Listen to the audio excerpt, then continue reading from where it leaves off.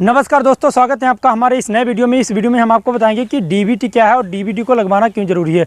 अगर आपका पीएम किसान सम्मान निधि रुक गया है, स्कॉलरशिप, पेंशन या कोई भी गवर्नमेंट पैसा जो आने वाला है वो आपका नहीं आ रहा है, तो इस वीडियो को पूरा देखिए। इस वीडियो में आपको कन्फर्म जानकारी मिल जाएगी कि वो पैसा आप क्या करें जो कि आपको पैसा मिल जाए। तो दोस्तों, डीबीटी है 2013 में स्टार्ट की गई एक नई सर्विस है जिसको हम कहते हैं डायरेक्ट बेनिफिट ट्रांसफर। इससे पहले दोस्तों जब डीबीटी नहीं था, डीबीटी का नाम ही किसी ने नहीं सुना था, तो इससे पहले क्या था कि गवर्नमेंट द्वारा जो भी स्कीमें जारी की जाती थी उनका पेमेंट कैश में आता था, अधिकारियों द्वारा पेमेंट कैश में आता था। कस्टमर तक आते आते वो आधे से ज़्यादा खत्म हो जाता था, तो कस्टमर को बहुत कम मिलता था। कभी कभी पूरा ही जब्त हो जाता था, कस्टमर को पता ही नहीं चलता कि मेरे नाम से क्या स्कीम निकली और कौन पैसा उसका खा गया। वो बेचारा दफ्तर के चक्कर काटते काटते 2-3 बार जाता हो, बाद में बैठ जाता यार क्या, उसको कोई जानकारी ही नहीं मिल पाती। तब सरकार ने एक नई सर्विस चालू की खाते की। तो सरकार ने क्या सिस्टम बनाया कि अब सभी को सरकार जो पैसा देगी वो सभी को उनके अकाउंट में देगी, ताकि कोई बिचौलिया बीच में पैसा ना खा पाए। तो बिचौलियों का काम खत्म करने के लिए सरकार ने अकाउंट की सर्विस स्टार्ट कर दी और सभी के अकाउंट ओपन करवा दिए। अब क्या था कि सभी को अकाउंट में पैसा आने लगा, लेकिन बिचौलिया वो कहाँ से मानने वाले। उन्होंने एक नया जुगाड़ शुरू किया कि मान लीजिए आपके नाम से कोई स्कीम है और उसका पैसा आपके नाम से आने वाला है, तो बिचौलियों ने क्या किया कि आप अगर खुद से आवेदन करवाते हैं तो अगर बाई चांस किसी का नाम गलत भी हो जाता था, लेकिन कभी कभी बिचौलिया जानबूझकर अकाउंट दूसरे का लगा के उसका पैसा हड़प लेते थे कि आपके नाम से स्कीम जारी है लेकिन पैसा किसी दूसरे के अकाउंट में जा रहा है और वो आपको नहीं दे रहा है। तो ये कभी कभी बिचौलिया भी करते थे और कभी कभी गलती से भी हो जाता था कि आपके अकाउंट का पैसा, आपकी स्कीम का पैसा कोई दूसरा ले रहा है और आपको उसका बेनिफिट नहीं मिल पा रहा है। तो सरकार के सामने ये भी बहुत समस्या आई कि इसका समाधान क्या किया जाए। तो फिर सरकार ने क्या किया, एक नई सर्विस चालू कर दी डीबीटी, जिसे हम कहते हैं डायरेक्ट बेनिफिट ट्रांसफ़र। अब सरकार ने प्रत्येक कस्टमर को अपने आप से डायरेक्ट जोड़ लिया है। पहले बीच में बिचौलिया थे, थर्ड पार्टी आता था, मतलब कि सरकार ने किसी और को दिया, किसी और ने किसी और को दिया और उसके बाद में आपको आया। अब सरकार ने सिस्टम बनाया कि डायरेक्ट आपको पैसा देगी, बीच में किसी से कोई मतलब ही नहीं है, सबसे मतलब खत्म, डायरेक्ट कस्टमर से संपर्क जोड़ा। इस डीबीटी का मतलब होता है डायरेक्ट बेनिफिट ट्रांसफ़र।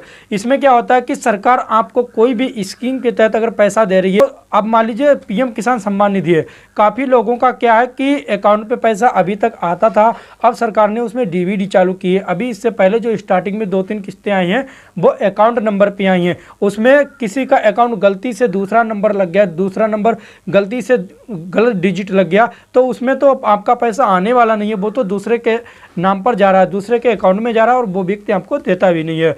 तो इसमें बहुत समस्या, बहुत लोगों की समस्या आई कि स्कीम उनके नाम से जारी है लेकिन उनको पैसा नहीं मिल पा रहा है। तभी सरकार ने डीबीटी को चालू किया। इससे बहुत ही बेनिफिट सरकार को, कस्टमर को भी है कि इसमें ना ही कोई बिचौलिया बीच में पैसा खा सकता है, ना ही सरकार को कोई नुकसान होगा, ना ही उसका कोई गड़बड़ होगा। तो सरकार ने डीबीटी चालू की। तो डीबीटी में क्या चालू किया है कि आपका आधार कार्ड आपके अकाउंट से जुड़ा होना चाहिए, जिसको हम कहते हैं लिंक करवाना, जिसको कहते हैं डीबीटी।